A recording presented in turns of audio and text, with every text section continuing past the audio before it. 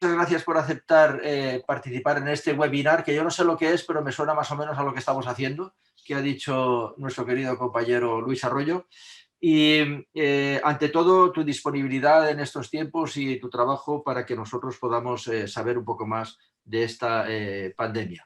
Te va a presentar ahora Tomás, yo solo quiero institucionalmente agradecértelo y desde un punto de vista de lo que significa para esta asociación este tipo de contactos, pues quiero decir que nosotros no estamos muy acostumbrados a en nuestras reuniones tratar temas que domina solo una parte del grupo, porque aquí estamos todas las especialidades científicas y por tanto creemos que en estos momentos que alguien como tú nos pueda hablar nos parece muy apropiado. Muchas gracias, Manuel, bienvenido y damos la palabra a Tomás Cuenca para que te presente. Tomás, cuando quieras.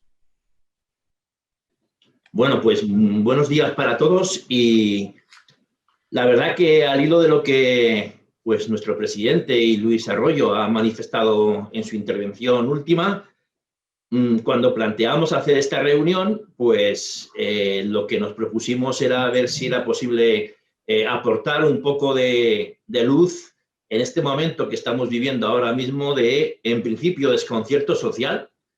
No sabemos exactamente cada uno dónde estamos, particularmente los que vivimos a caballo entre dos comunidades autónomas, que no sabemos si nos dejarán entrar o nos dejarán salir o qué pasa, un desconcierto social importante, acompañado también, bajo mi punto de vista, de una gran incertidumbre y desconocimiento sobre este dichoso bicho que nos ha inundado y que no sabemos realmente cuál es su comportamiento y no sabemos cuánto tiempo estará con nosotros, no sabemos, Manuel, yo no sé, no sabemos siquiera de dónde viene con toda certeza, es decir, un momento importante de incertidumbre y desconocimiento sobre el tema, pues era importante para nosotros buscar una persona que nos aportara un poco de luz sobre todo este tipo de incógnitas que tenemos en este momento. Y qué mejor, pensamos, pues que en una persona cercana al encargo que nos envió nuestro presidente, a Maite y a mí, pues buscar una persona de nuestro entorno, completamente la Universidad de Alcalá,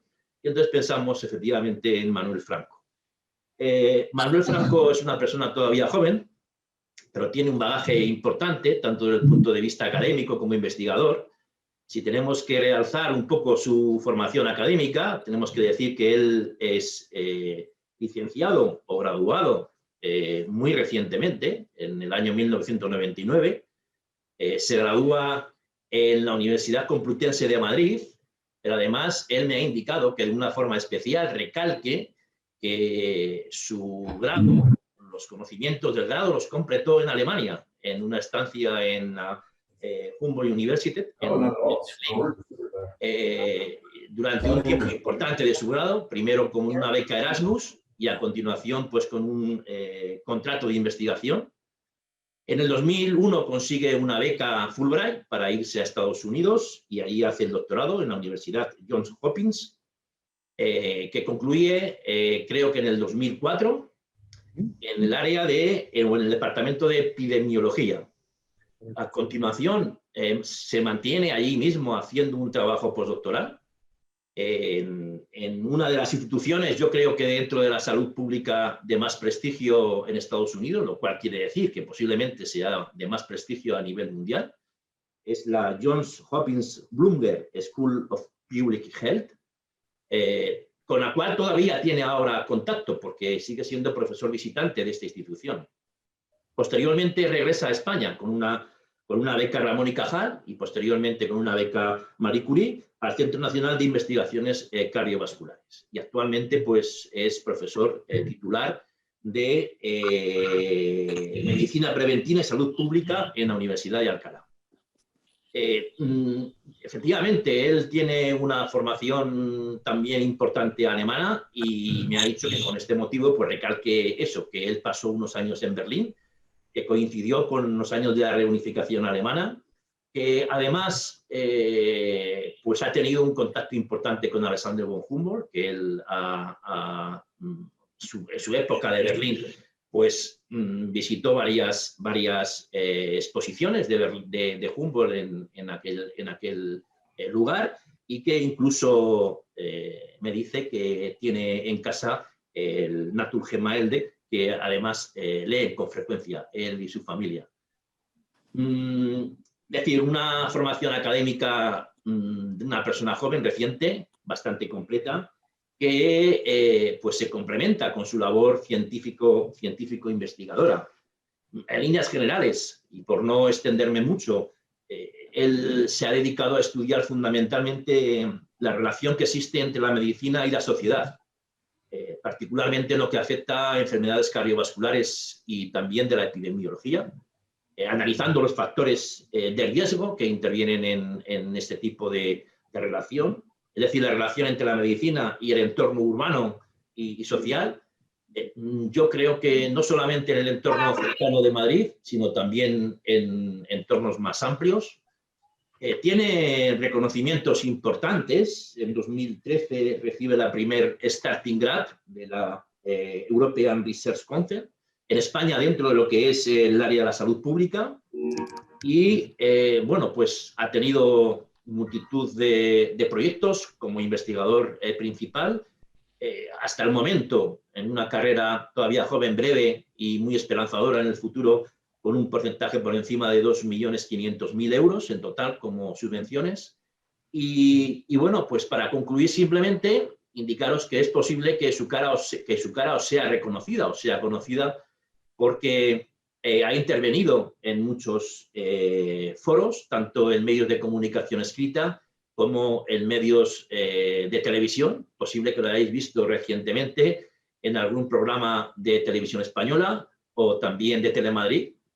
Se le han hecho varias pues entrevistas sobre el tema del problema que estamos teniendo actualmente, también en otras televisiones internacionales. Es decir, un bagaje, yo creo que bastante de acorde y que encaja perfectamente con lo que os he dicho al principio, es decir, con la idea, con el objeto de que, pues, Manuel, nos aportes un poco de luz en todas estas incógnitas que nos rodean en este momento de tanto desconcierto que estamos viviendo. Manuel, bienvenido a este entorno de personajes famosos dentro de la ciencia española, en donde no sé, yo si observas el paisaje que se vislumbra, pues te tengo que decir que dentro de los señores pues pintan calvas y canas.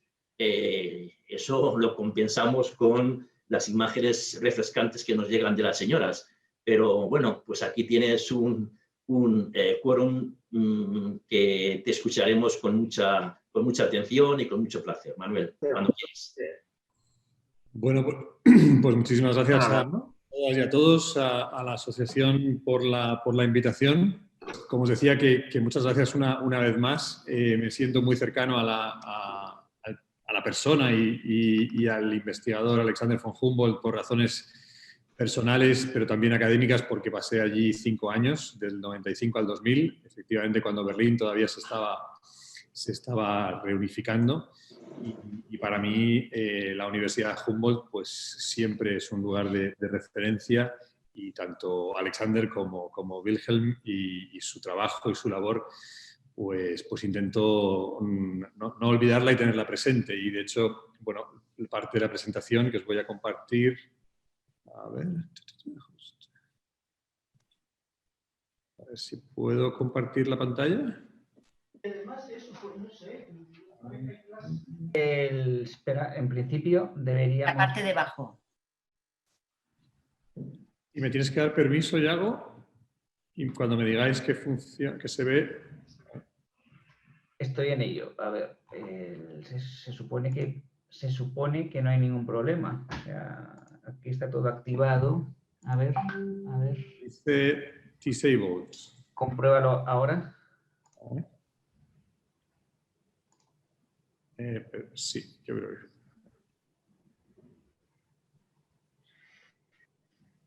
que... ¿Lo veis ahora? Sí. Fantástico.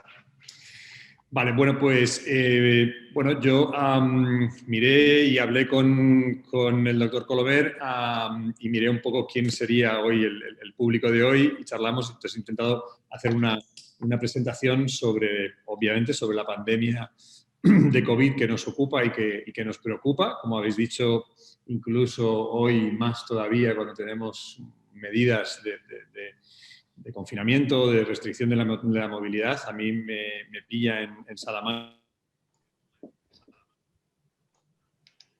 un toque de queda a partir de las 10 de la noche, en una ciudad universitaria donde anoche no hacía demasiado frío y donde esta mañana me he despertado y me tengo que ir a Madrid volando porque Madrid está cerrado mañana, bueno, desde ayer, perdón. Así que bueno, estamos en una situación muy compleja, muy complicada y espero daros unas pinceladas, tampoco muy técnicas, pero sí sobre lo que más me interesa, o yo conozco más que me interese, sino que más bien soy más experto, que es en los aspectos urbanos y sociales de la pandemia. Pero bueno, como aquí somos todos humboldtianos y le debemos recuerdo al señor von Humboldt, me gustaría empezar diciendo qué cosas las que estudió Alexander realmente tienen hoy un sentido importante en la pandemia. Yo creo que una de las cosas que es muy relevante es cómo el ser humano y el desarrollo de nuestras ciudades, como gran parte del desarrollo de la historia de la humanidad reciente, sigue alterando los ecosistemas naturales, y de esa alteración de los ecosistemas naturales, de alguna manera, sin duda, viene esta zoonosis, que no deja de ser una alteración de la relación entre el mundo animal y el mundo y la especie y el Homo sapiens, que tiene que ver con cómo las ciudades han avanzado y se han metido más allá del entorno natural que teníamos. Y esta zoonosis es probable, y estos virus van a seguir aumentando la relación entre el ecosistema natural y el ecosistema o nuestro patofisiológico. ¿Sí? ¿Se ve bien? Sí, sí. Hay alguna pequeña problema con conexión, pero bueno, tampoco es muy grave. Sí, sí. Otra cosa que es importantísima de su legado es cómo el desarrollo científico que él logró era un desarrollo científico que es interdisciplinar. En tiempos de Alexander von Humboldt no existían las disciplinas científicas o del conocimiento como las conocemos hoy en día, ni estaban tan compartimentalizadas. Por lo tanto, él era partidario de que el conocimiento humano no debe ser separado en ciencias biológicas, ciencias sociales, humanidades, incluso arte. Parte de su motivo trabajando y para seguir investigando venía del mundo del arte, de la poesía, de la música, que le inspiraba para poder seguir trabajando y viajando y recogiendo datos, que es lo que hizo toda su vida. Por lo tanto, la pandemia creo que necesita mucho de conocimiento científico, de desarrollar la ciencia y de dar más luz desde la ciencia, aunque la ciencia también tiene sus tiempos y sus claroscuros, pero que tiene que ser una ciencia interdisciplinar como él la concebió.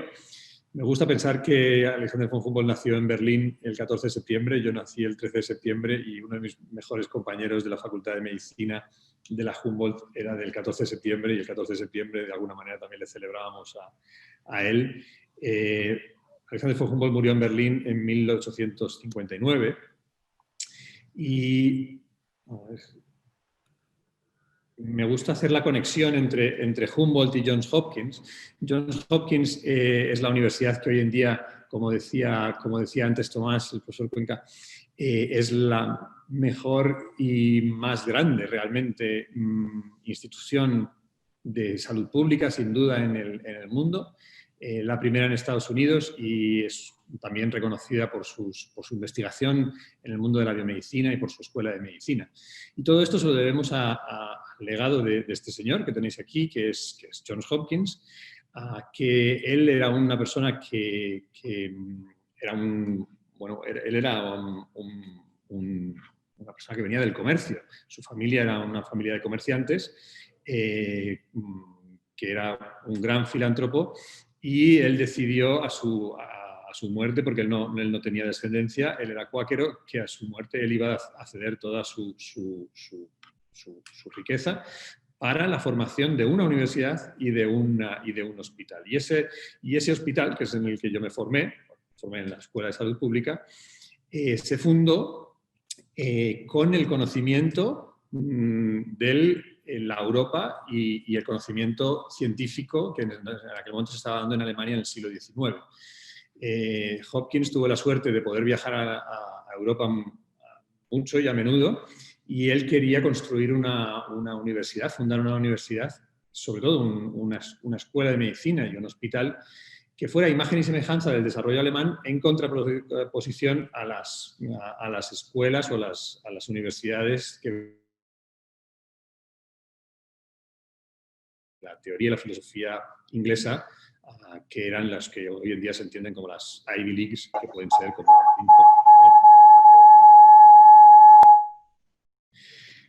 Por lo tanto, Johns Hopkins desarrolló la medicina como ciencia. La medicina no era una ciencia, la medicina era ¿cómo decirlo? Casi era una especie como de arte o de oficio. Por lo tanto, en 1850 y muchos, que es cuando se funda la escuela, lo que él decide es que los estudiantes tienen que estudiar biología y tienen que estudiar alemán, por su obsesión de avanzar el conocimiento que ya existía en Estados Unidos, hacer un cambio en una universidad que él fundó y que, como decía Tomás, es de las más importantes del mundo en general, pero en medicina y en salud pública es la más importante. Él nació y vivió y murió en Baltimore, que es la ciudad en la que yo viví 7 años. Yo viví 5 años en Berlín y 7 años en Baltimore. Me decían mis compañeros americanos que después de venir de Madrid y de Berlín, cómo me iba a una ciudad como Baltimore, que es un desastre de ciudad. Pero bueno, es una ciudad muy interesante también, como casi todas las ciudades. De hecho, ahí es donde yo aprendí a estudiar estudios urbanos y salud, o el concepto de salud urbana. Y me gustaría compartir con vosotros algo fundamental que muchas veces no estamos teniendo en cuenta cuando hablamos de la pandemia, que es el concepto de dónde viene esto de la salud pública y de la epidemiología. Y luego os contaré un poco sobre la salud urbana y hablaremos sobre la COVID-19 y las ciudades, la COVID-19 y las desigualdades. Y terminaré volviendo a Humboldt en este rato. Y bueno, antes de empezar con el concepto de salud pública y epidemiología, me gustaría volver a otro gran investigador, también alemán, también berlinés, que fue Rudolf Virchow. Yo cuando viví 5 años, estudié en la Humboldt Universität, era el momento en el que la Humboldt, que estaba en Berlín se estaba juntando con el Virchow Klinikum, que era de la Freie Universität, era la parte, yo estudié en ese hospital que se llama Virchow Klinikum, que viene del nombre de este hombre, de Rudolf Virchow, que me parece muy interesante porque él ha pasado a la historia como el padre de la patología moderna, pero no mucha gente conoce que él fue el fundador de la medicina social y el fundador de la salud pública en Alemania. Rudolf Virchow, que nació en Pomerania en 1821, en lo que hoy en día es Polonia, en aquel momento era Prusia, y murió también Rudolf Virchow, que sigue siendo recordado como el gran anatomopatólogo y el padre de la patología moderna, fue una de las personas más importantes en el estudio de la pandemia de tifus en Silesia. Y allí le mandaron a él para estudiar qué estaba ocurriendo con la pandemia de Silesia y aplicar los conocimientos que había en aquel momento de virología.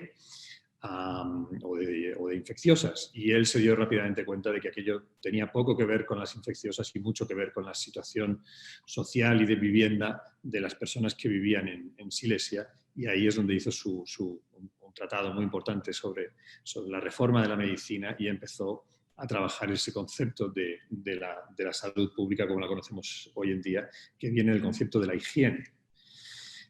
Y como tal, las escuelas de medicina, tanto el Robert Koch Institute, lo que es hoy en día el Robert Koch Institute, y fue la escuela de higiene en Berlín, que yo también tuve la suerte de poder dar clase, o bueno, más bien de recibirla en Berlín, esa imagen y semejanza como se construye la de Johns Hopkins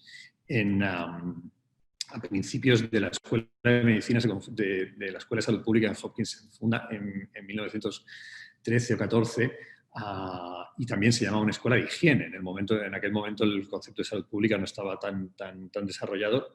Se dedica a la higiene y de hecho fue fundada por Rockefeller, que Rockefeller tenía negocios de minas por todo el mundo, incluidos en España, y la Escuela Nacional de Sanidad también se fundó en España, en Madrid, se fundó con dinero de Rockefeller para unas minas que él tenía en León, porque los mineros eran trabajadores que tenían grandes riesgos de enfermedad y de morir.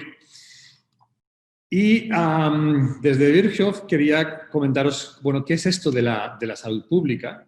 Porque creo que es fundamental que nos demos cuenta de que la pandemia no es un problema de sanidad pública, no es un problema de hospitales, ni siquiera es un problema de atención primaria, es un problema de salud pública. Y eso quiere decir que tenemos que entender qué es esto de la salud pública, quiénes son los que trabajan en salud pública, cómo se forman los investigadores e investigadoras en salud pública y dónde trabajan y por qué tenemos que desarrollar ese ámbito que está absolutamente infradesarrollado en la mayor parte del mundo, pero en España de manera muy, muy grave y en Europa también. La salud pública es el conjunto de actividades organizadas por las administraciones públicas para prevenir la enfermedad, así como para proteger, promover y recuperar la salud de las personas. Esto que os estoy leyendo dice tanto en el ámbito individual como en el colectivo. Perdón. Sanitarias, sectoriales y transversales. Vale, este lenguaje que parece más, bueno, es un lenguaje de jurisprudencia, de leyes, es la Ley de Salud Pública, que de hecho ahora mismo sigue sin estar sin ser la ley que aplica ahora mismo en España.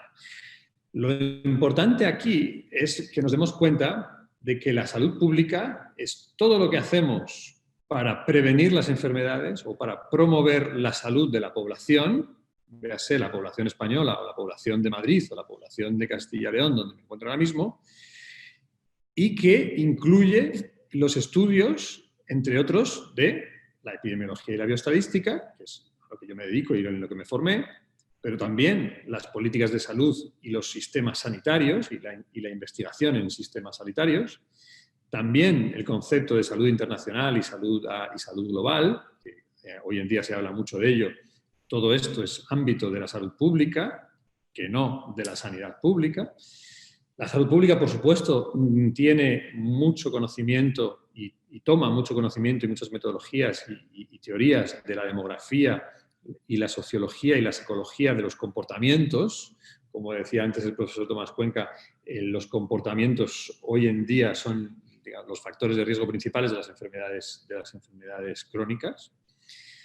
Y la salud pública incluye, por ejemplo, el desarrollo de la salud ambiental. Todo lo que hemos desarrollado hoy en día del conocimiento de la contaminación o de los hidrocarburos sin plomo, el desarrollo de todas las medidas de tráfico o de seguridad ante los accidentes, etc. Todo esto se estudia en el mundo de la salud pública, así como la nutrición. Y en el caso de Hopkins teníamos un departamento enorme de biología molecular, que es donde se desarrollaban vacunas. Vale, creo que esto seguramente a lo mejor a muchos de vosotras y de vosotros os parece como que quizá ya lo conocíais, pero creo que es muy importante darnos cuenta de que el problema de la pandemia es un problema, repito, de salud pública y no de sanidad pública. Por lo tanto, el foco no debe ser nunca ese mundo clínico, sino más bien el de la protección y la promoción de la salud desde el conocimiento de la salud pública. La epidemiología, que viene del concepto, bueno, de la palabra epidemos logos, la epidemiología no es otra cosa que la ciencia que estudia la frecuencia y distribución de las enfermedades en las poblaciones y sus determinantes, es decir, dónde está la enfermedad, tanto en qué ámbitos sociales o en qué estratos sociales o en qué estratos geográficos y por qué se da en esas personas, en ese estrato social o en ese lugar geográfico. Ese es el estudio de la epidemiología, donde lo más importante es que nosotros no trabajamos con individuos, lo que trabajamos es con poblaciones. Vale, esto es lo más relevante. Y el siguiente concepto que yo creo que es fundamental es el concepto de la epidemiología social, algo que viene del mundo de Virchow, si queremos, pero que se empieza a desarrollar en el año 2000 como área de conocimiento importante dentro de la epidemiología y de la salud pública. Y la epidemiología social lo que intenta es conceptualizar, operacionalizar y probar las asociaciones entre aspectos de la sociedad, de cómo nos organizamos nosotros socialmente, es decir, en nuestras familias, en nuestros lugares de trabajo, en nuestros barrios, como cultura, como economía o como política, y la salud de las poblaciones. Por eso, si tenemos un problema como la pandemia y tenemos un problema ahora mismo de salud pública, que además tiene unas enormes consecuencias, no solo para la salud de la población, sino también para la economía y la sociedad, como la conocemos hoy en día de nuestros países, el conocimiento de la epidemiología social y de la salud pública es el que nos va a poder permitir promover y proteger la salud de los ciudadanos. Y ahí viene otra derivada, que es lo que hoy en día llamamos epidemiología urbana o salud urbana, el estudio de la salud urbana. Y la epidemiología urbana o la salud urbana lo que nos permite es conocer esos determinantes de la salud dentro de nuestras ciudades, dentro de la ciudad de Madrid, dentro de la ciudad de Barcelona, de la ciudad de Londres o la ciudad de Nueva York, ¿no? Ahora que vivimos un momento en el que estamos todo el rato comparándonos unos con otros para ver quién lo hace mejor o peor para poder aprender, ojalá, bueno, eso sería lo importante, que querramos aprender unos de otros. También queremos aprender unos de otros en términos de ciudades. Lo que al fin y al cabo estamos haciendo es entender los fenómenos y las características urbanas que determinan la salud de los madrileños, de los barceloneses, de los parisinos o las parisinas o de las ciudadanas de Nueva York. Y para eso, y fenómenos urbanos que tienen mucho que ver con la pandemia, como pueden ser, por ejemplo, el transporte y la movilidad, y tenemos un grave problema ahora mismo con el tema del transporte y la movilidad, porque estamos viendo cómo estamos cambiando nuestra movilidad y nuestro modo de transporte debido al miedo o al riesgo de la transmisión, como la contaminación de las ciudades no solo tiene un efecto sobre la salud previa y la salud basal, y luego hablaremos de la salud basal de los habitantes, sino también ya sabemos que hay estudios de salud ambiental, es decir, de salud pública, que dicen que a mayor contaminación, mayor es la transmisión por aerosoles del virus. No es lo mismo, digamos, la transmisión aérea en un aire muy contaminado que en un aire poco contaminado. Por lo tanto, disminuir la contaminación sería doblemente saludable en nuestras ciudades. Y dentro de los fenómenos urbanos, pues tenemos cuáles son los sistemas de salud pública. Ahora mismo estamos todo el día hablando de los rastreos, los datos, la calidad de los datos, cómo hacemos la monitorización en el tiempo, cuántos días tienen que pasar desde que hacemos unas intervenciones u otras. Y las ciudades también hacen provisión de recursos de salud pública, pero también sanitarios. Por otro lado, las ciudades hoy en día son ciudades extremadamente desiguales, donde existe un proceso de segregación urbana patente, que unas ciudades tienen mayor o menor segregación dependiendo de la historia y reciente de nuestras ciudades. Ya hablaremos un poco más allá de Madrid. Y luego hay procesos urbanos que también pasan por la inmigración, aunque muchas veces la inmigración en España en relación con el COVID no tiene tanto que ver con los procesos urbanos, sino más bien con los procesos de trabajos lo que hoy en día se han llamado trabajos necesarios o trabajos que, por ejemplo, en el mundo de la agricultura o de la industria frutícola. Y procesos urbanos que tienen que ver con la turistificación y la gentrificación y cómo eso afecta a nuestra ciudad y a la salud de nuestros ciudadanos. Bueno, dentro de la salud urbana creo que es muy importante tener en cuenta que 2/3 de la población para el 2050, según los estudios demográficos de la ONU, vivirán en entornos urbanos. Es decir, y en Europa o en España somos el 80% de los europeos, el 80% de los españoles, ya conocéis perfectamente el concepto de la España vaciada, vivimos en entornos urbanos el 80% de nuestra población. Por lo tanto, el concepto de la salud urbana es más relevante que nunca. Y repito, la salud urbana pasa por estos procesos de segregación o desigualdad que tienen mucho que ver con el virus, como veremos más adelante, o espero que podamos discutir entre todas y todos. La salud urbana por necesidad es, volviendo a Humboldt, es un desarrollo y un área de investigación interdisciplinar. Necesitamos geógrafos urbanos, sociólogos urbanos, políticos urbanos o politólogos urbanos y gente de salud pública, pero también de atención primaria, o gente que sepa de tráfico, por ejemplo, o de urbanismo, y ahí entran los arquitectos y arquitectas. Y lo importante de la salud urbana es que la evidencia, el conocimiento que nosotros generamos es probable o puede ser utilizado en acciones directas que pueden llevar a cabo los diferentes ayuntamientos. Y esto tiene su parte buena y mala porque tenemos una relación directa con digamos, el poder legislativo administrativo de las diferentes ciudades. Y así lo queremos y deberíamos quererlo tanto los decisores políticos como los investigadores o como la gente que nos dedicamos a la salud urbana. Bueno, yo, como decía el profesor Tomás Cuenca, cuando volví de Estados Unidos, yo empecé en Estados Unidos a trabajar en estos temas de salud urbana, en enfermedad cardiovascular. Cuando volví a Madrid y empecé en la Universidad de Alcalá, tuve la suerte de que el Consejo Europeo de Investigación me dio una Starting Grant, que es la beca de investigación o el proyecto de investigación más importante que hay ahora mismo en Europa para estudiar salud urbana en Madrid. Y hace poco terminamos ese proyecto y yo escribí esta columna en el País diciendo la salud va por barrios en ciudades globales como Madrid. Y yo hablaba de cómo hay hasta 10 años de diferencia en esperanza de vida entre una persona que nace en un barrio desfavorecido o en un barrio favorecido de Madrid.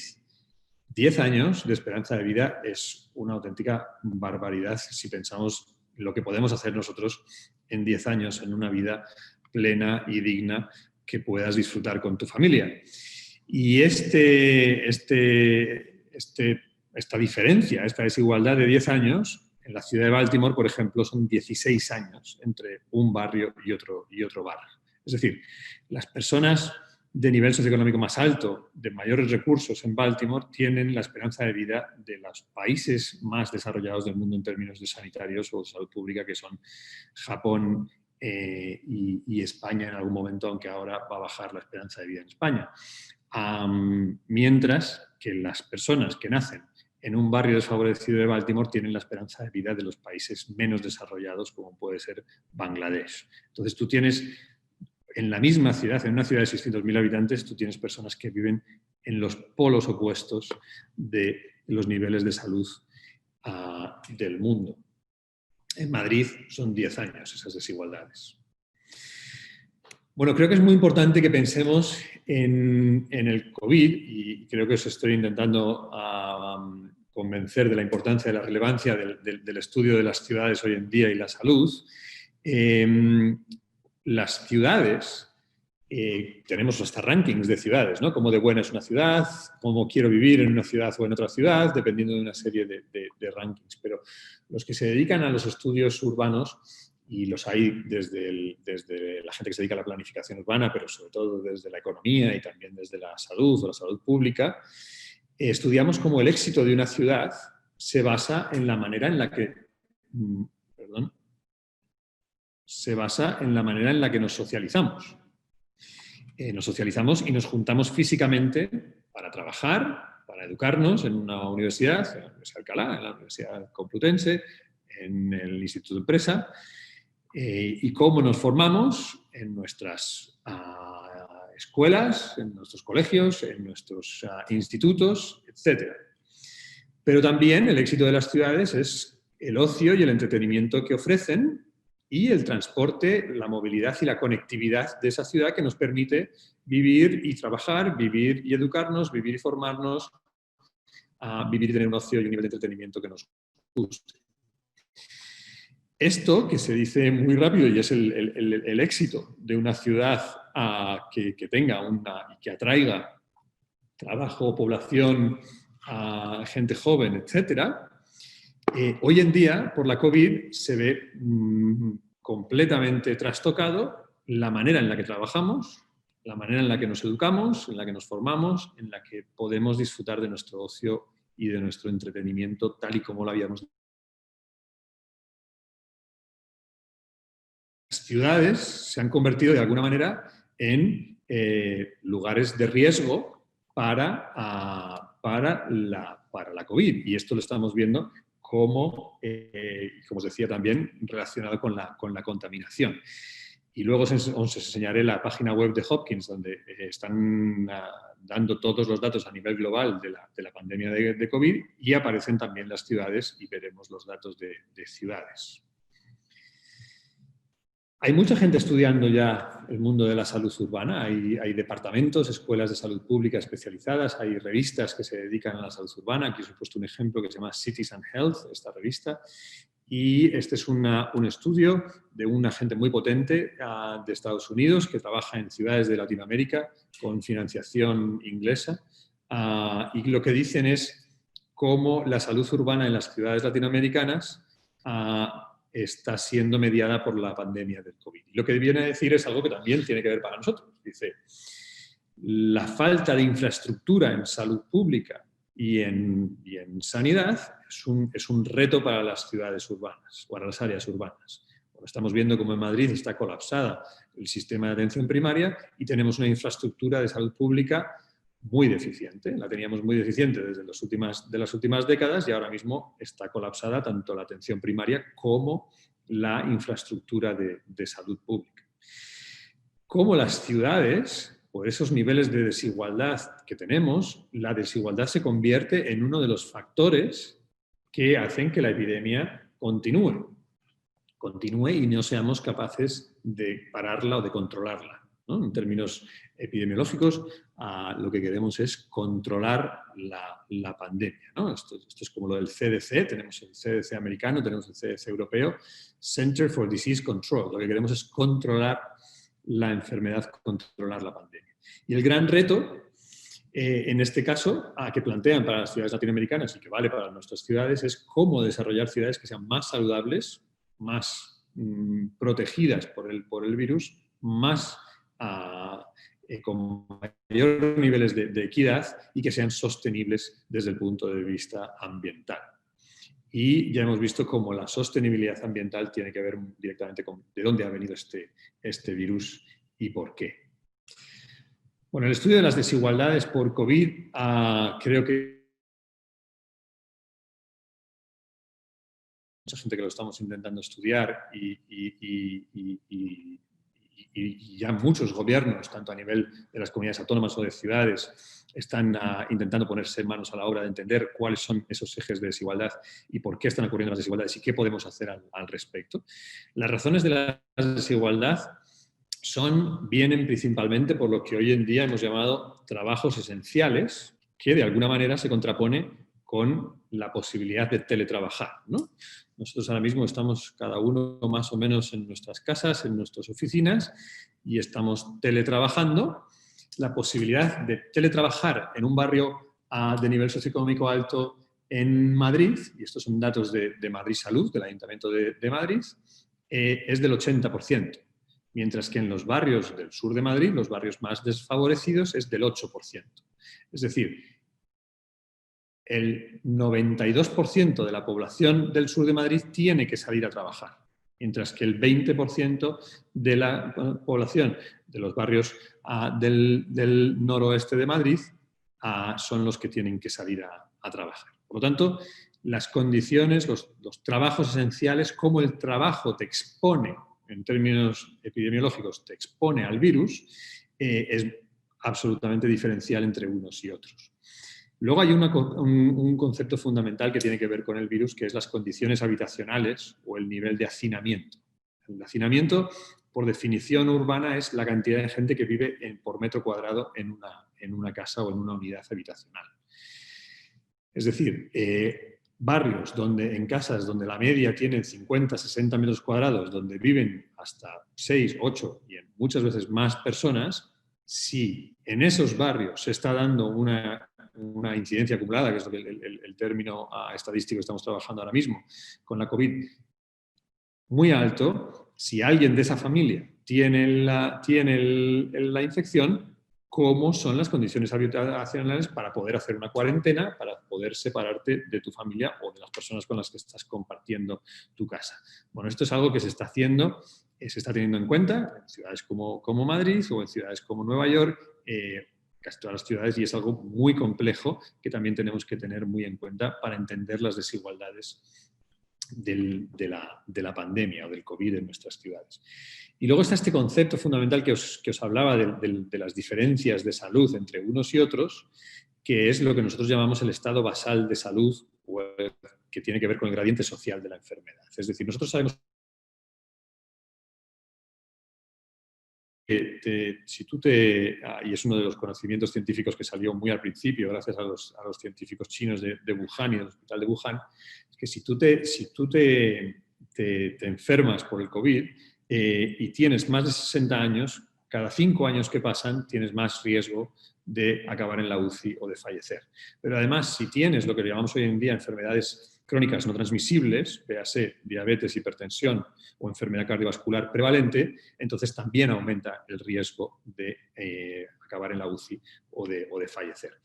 Ese estado basal de salud no es lo mismo en Leganés que en Chamartín, porque las personas en Leganés tienen diabetes, hipertensión y infarto de miocardio mucho antes que los residentes de Chamartín. Y ese gradiente social de la enfermedad es el que explica finalmente una diferencia de 10 años de esperanza de vida, que en este caso también tiene mucho que ver con la pandemia, la gravedad de la pandemia y los fallecimientos debido a la enfermedad de la COVID. Esto es lo que hoy en día se llama la sindemia, ¿no? Hay muchos epidemiólogos y gente de salud pública, sobre todo del Reino Unido hoy en día, que dice que no debemos hablar de pandemia, debemos hablar de sindemia, porque lo que están diciendo ellos es que la pandemia o la epidemia de enfermedades crónicas, unida a la desigualdad, unido al COVID, estos 3 factores son los que hacen que esto sea una sindemia que va a ser de difícil manejo y que tenemos que tener en cuenta esos 3 factores.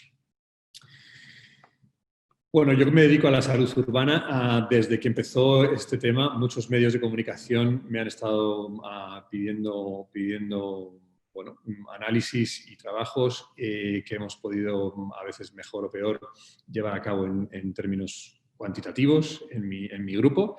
Me imagino que la gran mayoría de vosotros conocéis la agencia SYNC, la agencia de noticias de ciencia en español, de la FECIP. Y ya veis que en marzo ya me pidieron un análisis sobre el confinamiento y las desigualdades que tenían que ver con el confinamiento, ¿no? Y aquí ya empezábamos a hablar de quién podía y quién no podía confinarse bien y quién podía. Esto tiene también una derivada muy importante, que es la derivada de los niños o de la gente en formación. Y me gustaría recalcar que también se tradujo en una tribuna publicada en El País, donde lo que hicimos fue mostrar en un momento de la pandemia, en mayo en este caso, cómo en 3 ciudades globales, como pueden ser México DF, Madrid o Nueva York, en las 3 hay un gradiente social entre, por ejemplo, para los que entendáis o podáis entender mejor el caso de Madrid, el distrito de Chamartín es uno de los distritos más ricos, con mayor nivel de ingresos de Madrid, comparado con el municipio de Leganés, que en aquel momento era el municipio que tenía mayor tasa de COVID por 100.000 habitantes. ¿Vale? En el caso de Madrid es 1.000 versus 1.500. En el caso de Nueva York, el barrio del Borough de Manhattan, comparado con el Bronx, tiene casi 3 veces más tasa de COVID en el Bronx que en Manhattan. En cualquier caso, veis que diferencia se da en las 3 ciudades, en lo que Saskia Sassen llamó las ciudades globales. Saskia Sassen es, me imagino que la conoceréis, es una socióloga, Premio Príncipe de Asturias de 2013, y me gustaría poneros un segundo, a ver si soy capaz de... ¿Se ve que he cambiado la pantalla? ¿Hola? No No ha cambiado. ¿No ha cambiado? No. ¿Seguís viendo la...? Vale, un segundito. Y lo voy a ver si puedo... Aquí, perfecto. Quería poneros un vídeo, un minuto nada más. El coronavirus no afecta a todos por igual. El COVID está atacando más a unos que a otros. No es el virus que ha elegido a los pobres, es que los pobres son más accesibles. Golpea sobre todo en zonas urbanas y pobres. En Portada lo ha comprobado en Ciudad de México, Leganés y el Bronx. Entrabas al hospital vivo, salías muerto. Los metros iban llenos en la hora punta. Disparan los casos, el transporte público masificado, una dieta desequilibrada y el hacinamiento en pequeñas viviendas. El cuarto donde nosotros le rentábamos, pues ahí teníamos que estar nosotros los 5, mis 3 niños.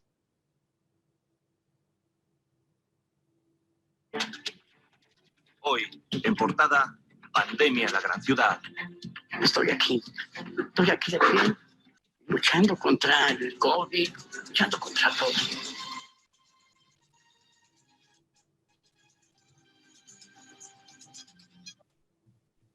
Bueno, ¿lo habéis podido ver? ¿Escuchar? Sí, sin problema. Bueno, Sí, perfectamente. Perfecto. Vale, pues voy a seguir con la presentación. Este era un trabajo que a mí me ha parecido muy importante en el sentido de que hemos podido colaborar rápidamente con el equipo de En Portada de Radio y Televisión Española para comentar algo tan complejo como pueden ser las desigualdades por COVID en 3 ciudades a la vez, ¿no? Y es algo que hicimos, yo tuve la suerte de participar como asesor científico de ese documental, que tiene 40 minutos y que os recomiendo. Bueno, en Estados Unidos, un país muy desigual, uno de mis primeros estudiantes, mi directora de tesis, desarrollan en Filadelfia, en la Universidad de Drexel, tienen todo un departamento, una unidad de salud urbana, donde ahora mismo están estudiando también el COVID, y lo que han hecho en este caso es trabajar con 3 ciudades de Estados Unidos, Filadelfia, Chicago y LA, y lo que ven es que, y estudian cómo los diferentes barrios tienen mayor capacidad de... ellos han estudiado los barrios de estas 3 ciudades, y lo que ven es que a mayor nivel de vulnerabilidad, podemos decir a menor nivel socioeconómico, hay menos test que se están haciendo, la positividad es mucho mayor de aquellos test que se hacen, la tasa de incidencia, lo que nosotros conocemos como la incidencia acumulada, es mayor y la mortalidad es mayor. Por lo tanto, las desigualdades además se han mantenido durante los meses que hicieron este estudio longitudinal en 3 ciudades de Estados Unidos. Bueno, yo creo que el conocer el COVID y conocer el COVID en las ciudades, conocer el COVID en las ciudades desiguales es fundamental para que podamos controlar la pandemia. Hay ya varios casos que se han dado tanto en Singapur como en México, por ejemplo, donde en barrios empobrecidos, que suelen ser donde además viven los inmigrantes, recidiva la pandemia. Por tanto, yo creo que somos conscientes de que las desigualdades en salud son injustas y evitables. Esos 10 años de diferencia son injustos y además son evitables dado el conocimiento que tenemos hoy en día en salud y en salud pública. Pero Además, tenemos que ser muy conscientes de que si no somos capaces de controlar la pandemia, la transmisión del COVID en todos los barrios de nuestras ciudades, en todos los distritos, en todo lo que hoy en día conocemos como zonas básicas de salud en Madrid, que antes no conocíamos, si no somos capaces de hacerlo en todas partes, no podremos controlar la pandemia. Y esto es algo que me parece que vosotros ya habéis hablado, por lo que habéis dicho en la introducción. Yo soy uno de los 20 firmantes, junto con Margarita del Val, que me parece que también es parte de vuestra asociación, y otros 18 investigadores de salud pública, de diferentes ámbitos de salud pública, donde hemos pedido al Gobierno central y al Gobierno de las comunidades autónomas que hagan una evaluación y un análisis crítico de lo que se ha hecho hasta ahora en España para poder afrontar el futuro inmediato y a largo plazo de la pandemia y de sus consecuencias desde un punto de vista de un análisis y de una autocrítica independiente, científica e internacional. Y a este respecto ya hemos tenido una reunión con el Ministerio y vamos a tener una segunda reunión muy pronto. Y bueno, me gustaría terminar pensando en qué hacemos, qué es lo que podemos hacer basado en lo que sabemos hasta ahora, y me gustaría volver al señor Humboldt, que a todos nos ha unido en diferentes maneras y nos une hoy. Y creo que es muy importante que sigamos poniendo sobre la mesa el desarrollo científico y que la ciencia es más necesaria que nunca, pero entendiendo lo que es la ciencia y los tiempos que necesitan la ciencia. No podemos pensar que vamos a tener una vacuna mañana y que eso nos va a salvar de la pandemia pasado mañana. Es un conocimiento muy poco científico. Que el conocimiento en algo tan complejo como una pandemia en todo el mundo, en todas las sociedades y lo complejas que son las sociedades hoy en día, necesita de un conocimiento interdisciplinar. Que la protección de los ecosistemas naturales es muy importante porque si no va a seguir habiendo zoonosis y otras pandemias y otros virus. Como decía Saskia, hacen otros viruses que hacen que las personas más vulnerables estén más expuestas o más accesibles. Y creo que esa investigación o ese conocimiento también hay que comunicarlo, ¿no? Y creo que en ese sentido, como decía antes el profesor Cuenca, pues bueno, yo tengo la suerte ahora de ser una persona que es invitada a los telediarios y a las televisiones, pero también me dedicaba a la divulgación antes y creo que es una parte fundamental que tenemos que hacer para promover el conocimiento científico que, como ya sabéis, no siempre es respetado y bienvenido en todos los países del mundo. Bueno, eso es lo que nos recomienda Humboldt. Lo que nos recomienda Hopkins creo que se resume bastante bien en esta web.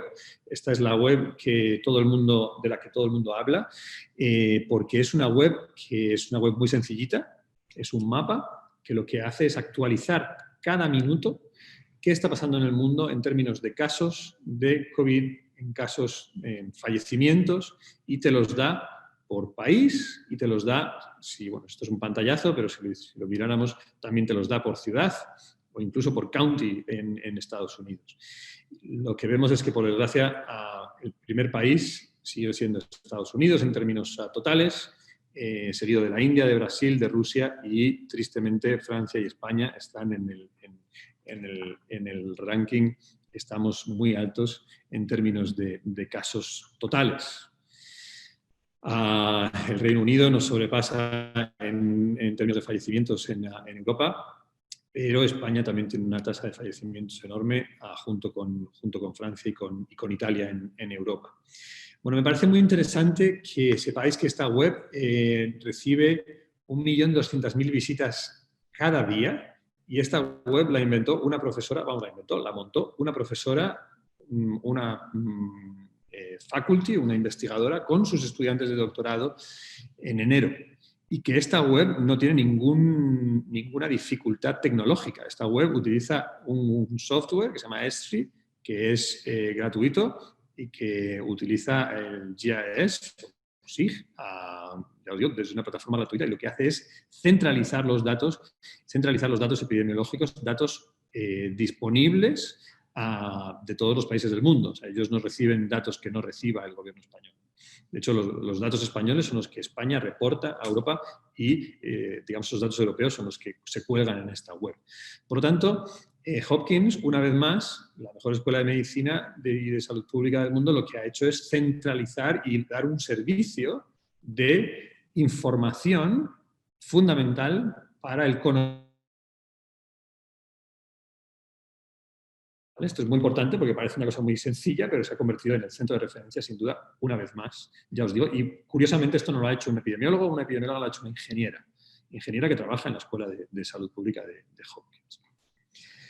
Y me gustaría también volver a Rudolf Virchow y el estudio de las pandemias. Como os decía, él fue el delegado del gobierno en aquel momento en Silesia para la pandemia del tifus. Y lo que dijo Rudolf Virchow es: la medicina es una ciencia social y la política no es más que medicina en una escala más amplia. Recordemos que este hombre era médico, patólogo, y que se enfrentó a una situación de pandemia en una zona muy empobrecida de Silesia del Norte, en Alemania, y que desarrolló la medicina social y la salud pública como se entiende en Alemania. Y con esto termino y encantado de escucharos y de discutir y de hablar con vosotros y vosotras lo que queráis. Así que, schönen Dank. Muy bien. Muy bien, Manuel. Pues muchas gracias por tu exposición, yo creo que con un factor y con un lado humano bastante importante. Muy bien, ya se nos hace tarde, son las 11, Manuel tiene que regresar a Madrid, supongo que pasará a 14 controles. Te preguntarán en todos qué has hecho, ¿no? ¿De dónde vienes y a qué vas? Sí. Bueno, me gustaría decirte que voy a pasar 14 controles. Uno. Sí. Muchísimas gracias, Manuel, de verdad.